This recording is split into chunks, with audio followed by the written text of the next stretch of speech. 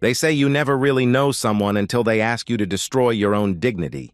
I thought I knew my wife after 7 years of marriage. Every laugh line, every morning routine, every dream we'd built together brick by brick.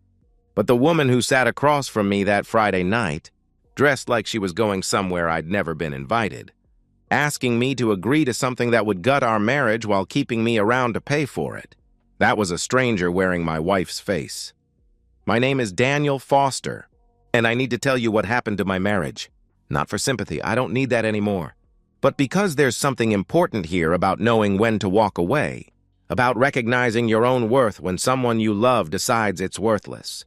I'm 35, been swinging hammers and laying foundations for 15 years now. Construction work, the kind where you come home with sawdust in your hair and concrete under your fingernails. My hands are scarred and calloused, my back aches most mornings, but there's something honest about building things that last. When I frame a house, I know that family will live there for decades. When I pour a foundation, I know it'll hold firm against storms and time. I take pride in that kind of permanence. Michelle and I had been married 7 years when everything fell apart. 7 years of what I thought was a solid foundation, built on trust and mutual respect. We met when she was 25, working as a receptionist at a dental office. I was drawn to her laugh, the way she could make small talk feel meaningful. She was beautiful in that approachable way, not magazine perfect, but real. The kind of woman who looked good in anything, who made coming home feel like a reward. We never had kids, though we'd talked about it plenty. Michelle said she wasn't ready yet, wanted to enjoy being married first. I didn't push. We had time, or so I thought. She stayed home while I worked 60-hour weeks, sometimes more when big projects came up. It seemed to work for us. I provided, she managed the house, we built a life together in a modest 2-bedroom in a decent neighborhood. The kind of place my father would have been proud of. Safe streets, good schools nearby for when we were ready, neighbors who waved when you mowed the lawn. For years, our routine felt comfortable, real. I'd come home exhausted, and Michelle would be there at the door, usually with dinner ready or at least planned. We'd eat together, talk about our days, mine full of job sites and crew problems, hers quieter but still full of small details that mattered. Weekend mornings were for coffee in bed, afternoons for errands or just being lazy together. We made love regularly, not with the fire of newlyweds, but with the steady warmth of people who knew each other's bodies, who'd found their rhythm. Then about 6 months ago, things started shifting. Michelle joined what she called a social group. 5 or 6 women from the neighborhood who got together for wine nights every Thursday and weekend brunches at trendy spots downtown. At first, I was happy for her. She'd been isolated, spending too much time alone while I worked long days. I thought female friendships would be good for her, give her something to look forward to beyond my coming home each night. But these weren't normal friendships. The changes started small. Michelle's wardrobe shifted toward more revealing clothes, low-cut tops, shorter skirts, dresses that hugged her curves in ways that seemed designed for attention. When I complimented her or asked about a new outfit, she'd dismiss it casually. Just felt like trying something different, she'd say with a shrug. But I never remembered buying these clothes, and our budget was tight enough that I would have noticed expensive purchases. Her phone became an extension of her hand.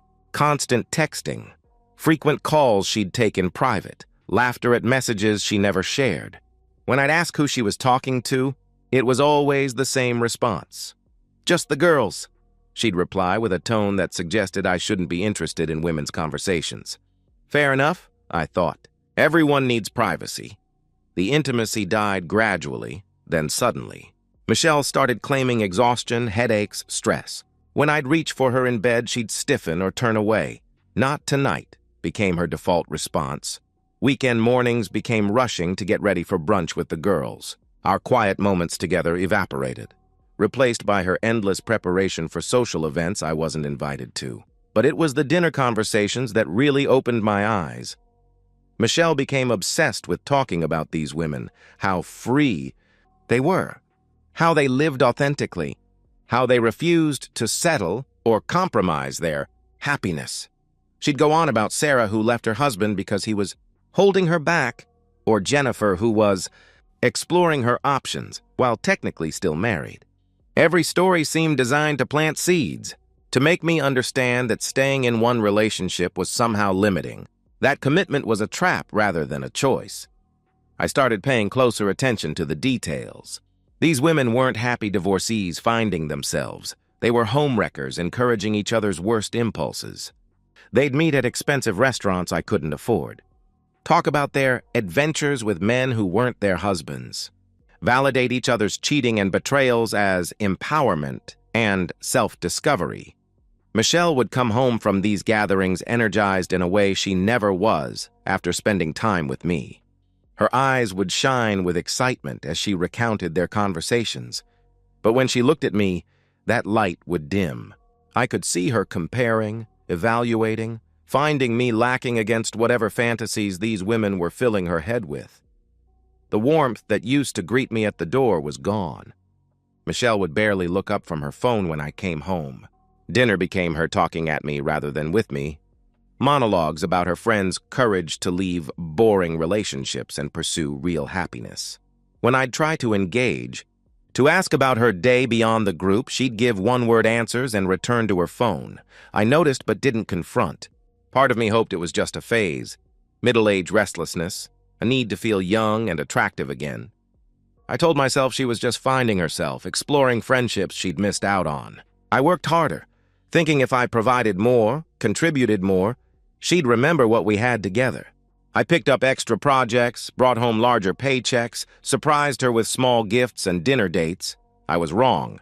The harder I tried, the more contempt I saw in her eyes. My efforts weren't romantic, they were pathetic. My work wasn't admirable, it was blue-collar drudgery that marked me as unambitious. My faithfulness wasn't loyalty, it was boring predictability. Everything I thought made me a good husband became evidence of my inadequacy. One Thursday night, while Michelle was in the bathroom getting ready for wine night, her phone buzzed on the dresser.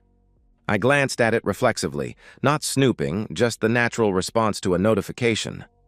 The preview showed a text from Sarah. "Did you tell him about the open marriage thing yet? You can't keep living this lie forever." My blood turned cold. I stared at that message until the screen went dark, trying to process what I'd read. Open marriage? What lie? That night I heard Michelle in the bathroom, voice hushed but excited. "No, he has no idea," she whispered into the phone. "He's too busy playing blue-collar hero to notice anything. Tomorrow night I'm going to tell him." The laughter that followed was like ice water in my veins. This wasn't my wife anymore. This was a stranger corrupted by poison her friends had been feeding her for months. Friday evening, I came home from a particularly brutal day. 12 hours of concrete work in 90-degree heat. My shirt soaked through with sweat, my muscles screaming. All I wanted was a shower, dinner, and maybe a quiet evening with my wife. Michelle was in the living room, perfectly made up like she was heading somewhere special. Her hair was styled, makeup flawless, wearing a black dress I'd never seen before. Expensive looking, cut low enough to show cleavage, short enough to be inappropriate for a married woman. She was scrolling through her phone, that familiar smile playing at her lips. "Hey," I said, dropping my work bag. "You look nice. Going out again?" She glanced up briefly, her expression flat and dismissive. "No, actually. I thought maybe we should stay in tonight. Talk." Something in her tone made my stomach tighten. This wasn't the voice of a wife wanting to reconnect. This was the voice of someone who'd made a decision and was about to announce it. "Great," I replied, trying to sound enthusiastic. "Let me grab a shower first. Then maybe we could order dinner and—" "I was thinking we could just talk now," she interrupted, setting her phone aside. "There are things we need to discuss about our marriage." I stood there in my work clothes, still dusty and tired, looking at this woman who'd once loved everything about my job, who used to massage my sore shoulders and tell me how proud she was of my work ethic. Now she looked at me like I was tracking mud through a museum. "Okay," I said, sitting across from her. "What's on your mind?" Michelle took a deep breath like she was steeling herself for something unpleasant. "Daniel, I've been doing a lot of thinking lately. About us, about what I want from life, about whether this marriage is really working anymore." "What do you mean?" I asked. "I mean, you come home every day covered in dirt, exhausted, with nothing to talk about except job sites and crew problems. she explained coldly. We eat dinner, watch TV, go to bed. Rinse and repeat. When was the last time we did something exciting? When did we last have a conversation that made me think? The criticism hit like a physical blow. Michelle, I work 60 hours a week, so you don't have to. I thought that was what we agreed on. I never agreed to be a 1950s housewife waiting around for her blue-collar husband to come home and validate her existence, she shot back, her voice sharp now, cutting. I'm 32 years old, Daniel.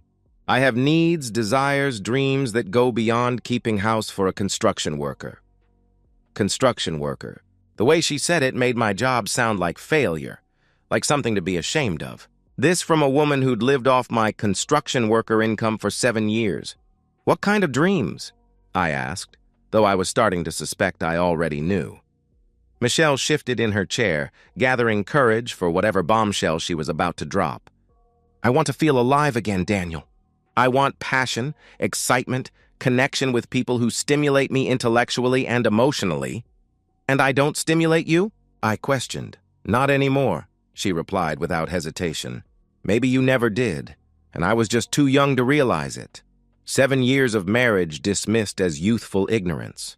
7 years of love and loyalty reduced to a mistake she'd outgrown. So what are you saying? You want a divorce? I asked. No, she said quickly. I don't want to throw away everything we've built together. The house, the financial security, the stability. I just want more. I stared at her, waiting for the other shoe to drop. I want an open relationship, she announced. The words hung in the air like smoke from an explosion. For a moment, I couldn't process what she'd said. An open relationship. She wanted to stay married to me but sleep with other men. You want what? I managed to say. An open marriage, she repeated. I want the freedom to explore other connections while maintaining what we have here. Lots of couples do it, Daniel. It's called being mature about relationships. I could hear the rehearsed quality in her voice, like she'd practiced this speech. You want me to let you cheat on me? I stated flatly. It's not cheating if we both agree to it, she responded defensively. It's honesty. It's admitting that monogamy is an outdated concept that doesn't work for everyone. So you've already picked out the guy you want to be intimate with? I asked bluntly. She flinched at my language but didn't back down. There might be someone, yes. But that's not the point. The point is freedom, authenticity, not being trapped by arbitrary rules. I felt something cold and final settling in my chest. And what do I get out of this arrangement? You get to stay married to me, she answered. You get to keep the life we've built. And you get the same freedoms I'm asking for.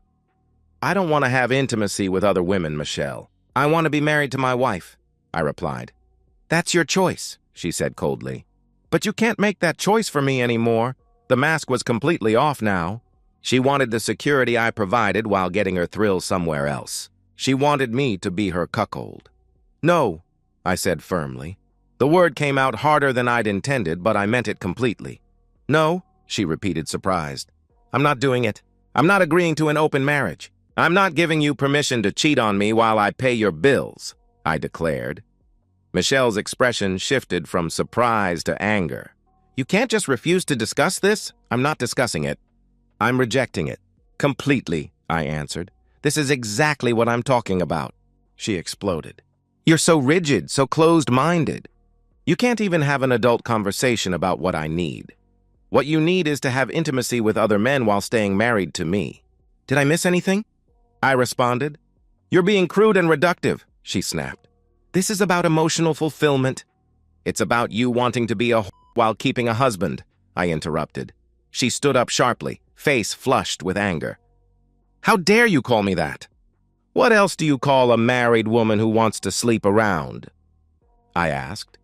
The fight was escalating fast, but I could see something else in Michelle's eyes.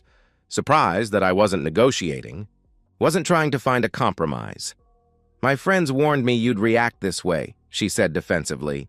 They said men like you can't handle strong women who know what they want. There it was. Her sisters had coached her through this entire conversation. Your friends, I said slowly. The ones encouraging you to destroy your marriage. They're encouraging me to live authentically. To stop settling for less than I deserve, she replied. And what you deserve is a husband who pays the bills while you sleep with other men, I stated. If you can't give me what I need emotionally and physically, then yes, I deserve to find it elsewhere, she answered defiantly. I looked at this woman I'd loved for 7 years, really looked at her. The contempt in her eyes wasn't new. I could see now that it had been building for months. Then leave, I said. The words came out calm, final, without anger or pleading. What? She asked, stunned. If I can't give you what you deserve, then leave. Get a divorce. Find a man who can, I explained. Michelle stared at me like I'd slapped her. This wasn't in the script her friends had provided. You're not serious? She whispered. Dead serious. You want freedom? Take it. You want to explore other connections? Do it. But you're not doing it while married to me, I replied firmly. She tried different approaches, tears, promises, seduction. I physically removed her hand when she touched my arm. You're not staying here, I told her. She grabbed her purse and keys, face twisted with rage. You'll regret this, Daniel. You'll realize what you lost, and by then it'll be too late. The only thing I'm losing is a wife who wants to cheat on me. I'll survive, I answered. Michelle slammed the door so hard the windows rattled. I heard her car start, tires squealing as she backed out. My phone was in my hand before I consciously decided to pick it up. I opened the browser and typed, "Best divorce attorney near me." My hands didn't shake. I called in sick the next morning. First time in 3 years I'd missed work for something that wasn't the flu. By 8 a.m., I was sitting in the waiting room of Williams & Associates. Family law. Robert Williams had 15 years of experience and specialized in high-asset divorces. The consultation room was exactly what you'd expect. Leather chairs, law books, diplomas covering one wall. Williams himself was mid-50s, gray at the temples, wearing an expensive suit. But he didn't look at me like I was out of place. Tell me what happened, he said, pulling out a legal pad. I laid it all out, Michelle's demand for an open marriage, her threat to leave if I didn't agree, the months of emotional manipulation leading up to it. I kept my voice steady and factual, but inside I was still processing the magnitude of what had happened. Williams listened without judgment, taking notes occasionally. When I finished, he set down his pen and looked at me directly. First question, do you want to save this marriage? He asked. No, I answered. The response came instantly, surprising me with its certainty. She made it clear what she thinks of me, of our marriage. I want out. Good. Makes this cleaner, he replied, flipping through his notes. No kids? No, I confirmed. Her demand for an open marriage demonstrates abandonment of marital duties. Judges don't look favorably on that. Her unemployment weakens her position significantly, he explained. You'll likely keep the house since you can demonstrate sole financial responsibility. She might qualify for temporary spousal support, but minimal. What's your advice on strategy? I asked. Strike fast and hard, Williams advised. Serve her immediately before she has time to plan or hide assets. File on irreconcilable differences, but document her demands. Williams pulled out a retainer agreement. I'll need $5,000 down. We can have papers drawn up by Monday, served by Tuesday. Can we do it faster? I asked. He looked up from the contract. How fast? Today. This afternoon, I replied. Williams studied me for a moment, probably trying to gauge whether this was emotional impulse or calculated decision. It'll cost extra for rush service. But yes, we can have papers ready by lunch and served by 4 p.m. You sure about this? He asked. I signed the retainer agreement and wrote a check for $6,000. I'm sure. I drove home through familiar streets, past the elementary school where we'd planned to send our future kids, past the park where Michelle and I used to walk on Sunday mornings. Everything looked the same, but I felt like I was seeing it all for the first time. Michelle's car was in the driveway. She'd come home sometime after I left, probably expecting to find me ready to negotiate, willing to compromise. Instead, she'd found an empty house and a husband who'd spent his morning hiring a lawyer. I found her in the living room, still wearing yesterday's dress, but wrinkled now, her makeup smudged like she'd been crying. She looked up when I walked in, and I could see hope in her eyes, hope that I'd come to my senses. Daniel, I'm so glad you're here, she began eagerly. I've been thinking all night, and I realize we both said things we didn't mean. Maybe we can save it, I interrupted, sitting down across from her. I meant everything I said. The hope died in her eyes, replaced by something harder. So what now? You want to punish me for being honest about my needs? I'm not punishing you. I'm giving you exactly what you asked for, I replied. For the next hour, Michelle tried everything. Tears, anger, promises to cut contact with her friends, offers to go to counseling. She even tried seduction, moving closer, touching my arm, reminding me of what we'd had together. I felt nothing. Every word sounded hollow, every touch felt manipulative. She was only sorry because there were consequences now. At 3:45 p.m., I heard a car door slam outside. Michelle was in the middle of another tearful plea when the doorbell rang. Expecting someone? I asked. Michelle looked confused. No, I walked to the door and opened it. A middle-aged man in a cheap suit stood on my porch holding a manila envelope. Michelle Foster? He asked. She's inside, I replied, stepping aside. Michelle appeared behind me, still confused. I'm Michelle Foster. I have legal documents for you, he said, handing her the envelope and pulling out a clipboard. I need you to sign acknowledging receipt. I watched the color drain from Michelle's face as she realized what was happening. Her hands shook as she signed the form. The process server left without ceremony, and Michelle stood there holding the envelope like it might explode. What is this? She whispered. Your freedom, I answered. She tore open the envelope, pulled out the divorce papers, and read the first page. Her face went through a series of expressions: disbelief, shock, then rage. You filed for divorce? Today? She asked incredulously. This morning, I confirmed. You can't be serious. We haven't even tried to work this out, she protested. There's nothing to work out. You want an open marriage, I want a divorce. We're both getting what we want, I explained. This is insane. You're throwing away our entire marriage because I was honest about my feelings, she demanded. I'm ending our marriage because you stopped being my wife, I replied calmly. Pack your bags, Michelle. You need to be out of this house tonight, I told her. You're kicking me out? She asked, shocked. I'm asking you to leave. This is still legally your house too for now, but I don't want you here, I explained. Where am I supposed to go? She pleaded. Call your sisters. I'm sure they'll help you celebrate your newfound freedom, I suggested. For the first time since this whole thing started, Michelle looked truly scared. The reality was setting in. She'd gambled our marriage on my willingness to be humiliated, and she'd lost. By 7 o'clock, Michelle had packed what fit in her car. She kept trying to restart the conversation to find some angle that might change my mind. But I'd moved past anger into something colder and more final. I stood in the doorway and watched her load the last suitcase. She looked back at the house like she was seeing it for the first time. Or maybe seeing what she was really losing. I'll call you tomorrow, she said hopefully. When you've had time to think about this. Don't, I replied. She drove away slowly, like she expected me to chase after her.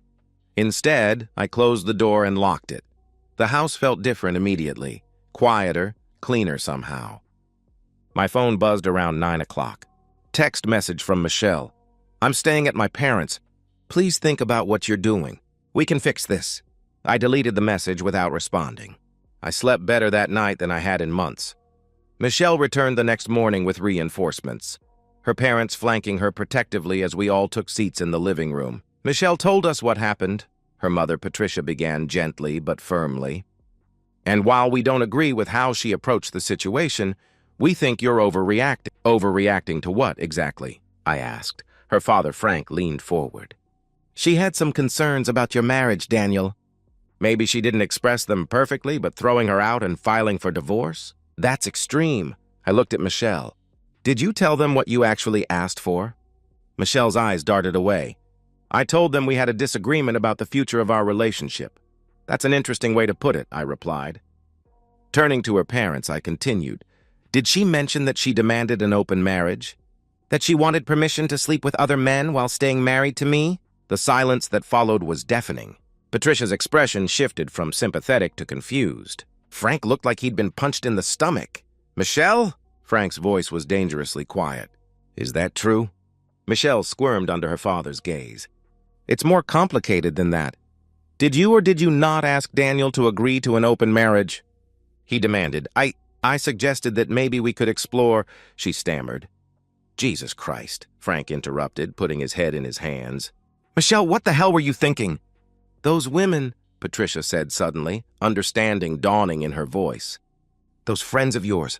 This was their idea, wasn't it? Michelle's silence was answer enough. Frank stood up abruptly. We're leaving. Patricia, get your purse. Frank, wait, Patricia protested. No. I'm not sitting in this man's house and listening to our daughter explain why she thought it was acceptable to destroy her marriage, he declared firmly. Looking at Michelle with disgust, he added, I raised you better than this. Daddy, please, Michelle pleaded. Don't daddy me. You made your choice. You wanted to act like a single woman? Now you are one, he replied coldly. Patricia tried to mediate. Michelle, honey, maybe you could apologize, try to work things out. There's nothing to work out, I interjected. Your daughter made it very clear what she thinks of me and our marriage. I'm just giving her what she asked for. I made a mistake, Michelle protested desperately. I got bad advice from friends who I thought cared about me. But that doesn't mean we have to throw away 7 years. You threw it away, Frank said coldly. The moment you decided Daniel wasn't enough for you. After they left, the house felt even quieter. Michelle's parents had seen the situation clearly and supported my decision. That meant more than they probably knew. My phone started ringing around noon. Michelle calling from her parents' house. I let it go to voicemail. Tears, apologies, promises to do better, pleas for me to reconsider. I deleted it. She called 6 more times that day. I didn't answer any of them. The next few days followed a pattern. Multiple calls, increasingly desperate voicemails, long texts explaining how sorry she was. She showed up at the house twice. I didn't answer the door.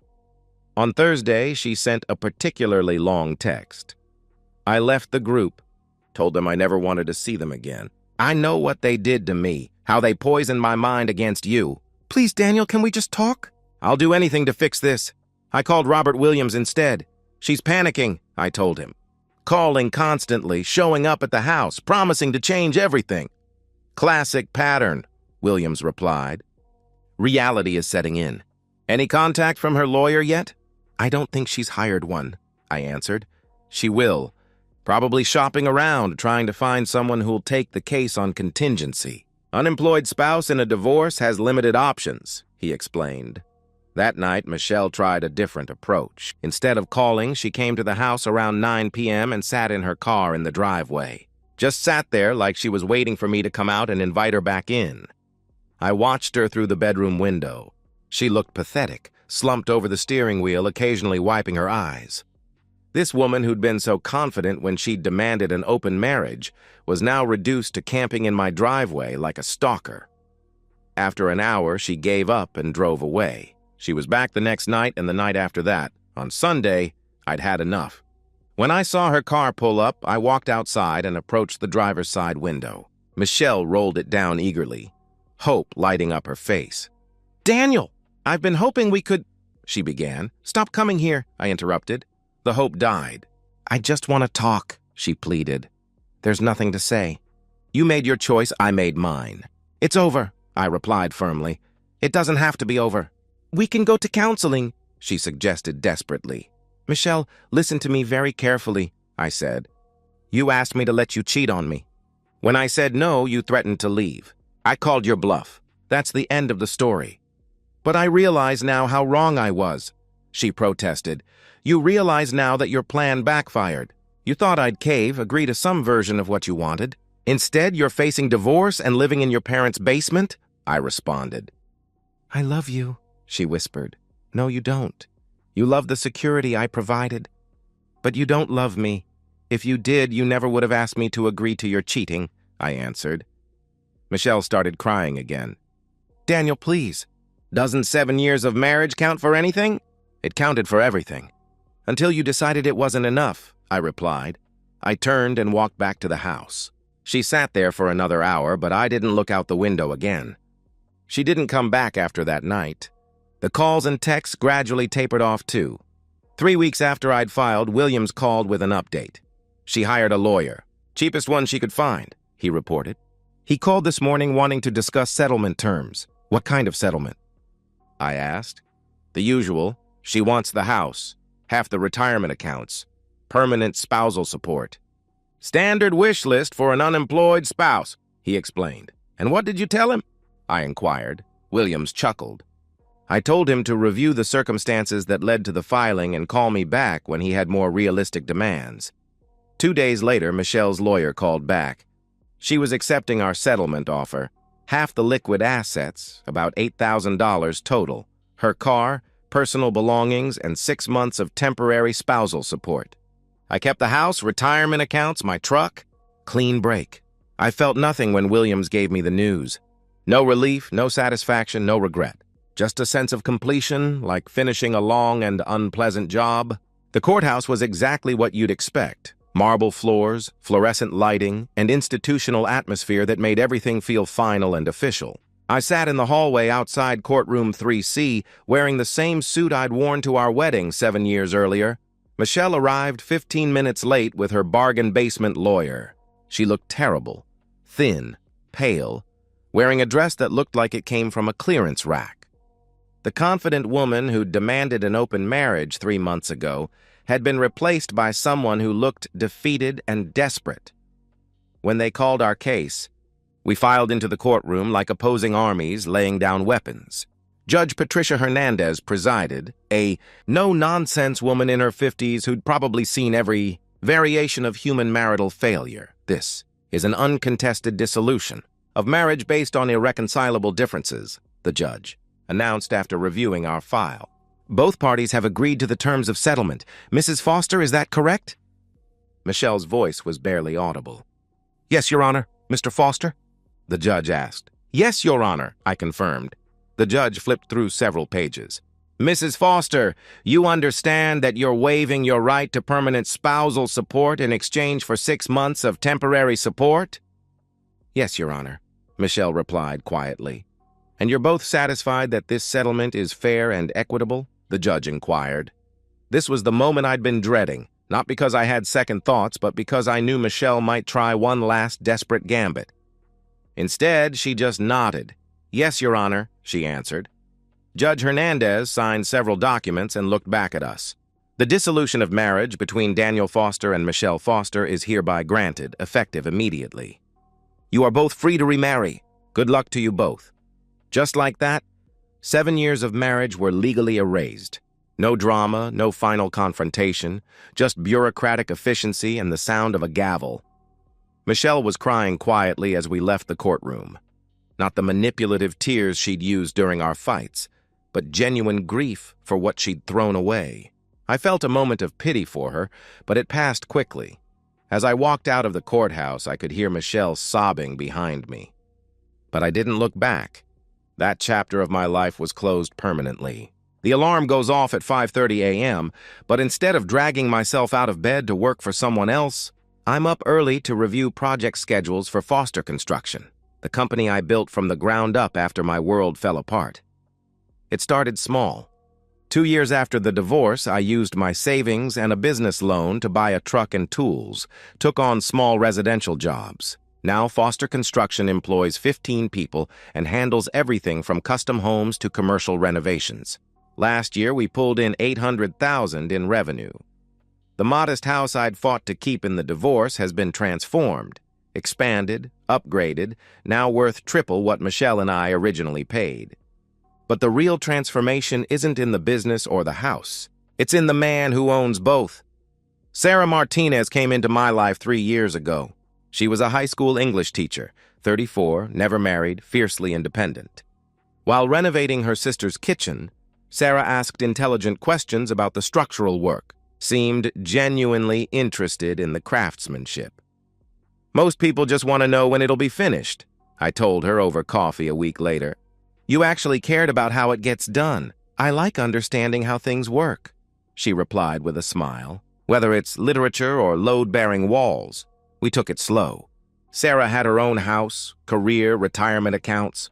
She didn't need me to provide for her or give her life meaning. She wanted me in her life because she enjoyed my company. The difference was profound. There was no game playing, no manipulation, no hidden agendas. When Sarah had concerns, she addressed them directly. After years of trying to decode Michelle's passive-aggressive hints, Sarah's straightforward communication felt like a revelation. Last year, we moved in together, into my house, which Sarah helped redesign. She insisted on paying her share despite my protests that I could handle the expenses. "I'm not interested in being supported," she said firmly. "I'm interested in being a partner." Last month, I proposed, not with desperate hope of locking down someone I was afraid of losing, but with calm confidence of a man who'd found someone worth building a life with. Sarah said yes immediately, then surprised me. "I've already talked to my lawyer about a prenup," she announced. "I think we should both protect what we've built independently." If Michelle had suggested that, I would have been hurt. From Sarah, it just made sense. We were both established adults with assets and careers. Meanwhile, Michelle's life had remained frozen in consequences. I don't actively keep tabs on my ex-wife, but in a town this size, information travels. She still lives with her parents, though they're both pushing 70 now. She works full-time at a medical office. Better than the nail salon job she'd taken immediately after the divorce, but still far from the comfortable life she'd given up. She never remarried. Friends mentioned seeing her on dating apps, but apparently men aren't lining up to marry a woman whose previous husband divorced her for demanding an open relationship. The story had made rounds in our social circle. People occasionally ask if I regret being so harsh with Michelle. I wasn't harsh, I was self-respecting. Michelle made a choice to value her desires over our marriage. I responded by valuing my dignity over her presence in my life. Sarah and I are planning a small wedding, immediate family and close friends. We're both older, more settled, less interested in spectacle than substance. "Think you'll want kids?" Sarah asked recently as we discussed our future. "Maybe," I replied. "Do you?"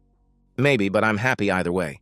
I'm not looking to you to complete my life, Daniel. You enhance it," she answered. That's the difference between Sarah and Michelle in one sentence. Michelle had expected me to fill all the empty spaces in her life. When I inevitably failed to be everything to her, she'd looked elsewhere, first to her toxic friends, then to the fantasy of other men. Sarah approaches our relationship as an addition to an already full life, not as a replacement for an empty one. She has her career, friendships, interests, goals. I'm not responsible for her happiness, I just get to share in it. 8 years ago, I thought my life was ending when Michelle walked out that door demanding I accept her infidelity. I had no idea it was just beginning. Michelle taught me what I wouldn't accept. Sarah showed me what I deserved. And sometimes, learning what you won't tolerate is the first step toward finding what you actually want. And so, we've reached the end of today's story. Was it what you expected, or did it take a twist you didn't see coming? I'm curious to hear your thoughts. Share them in the comments below, and let's get a conversation going. If this story kept you hooked, make sure to hit that like button. And if you're new here or just haven't subscribed yet, now's the perfect time to join our community. I bring you fresh, captivating stories every day, so click that subscribe button and turn on notifications so you never miss out. Thanks for watching, and I'll see you in the next one.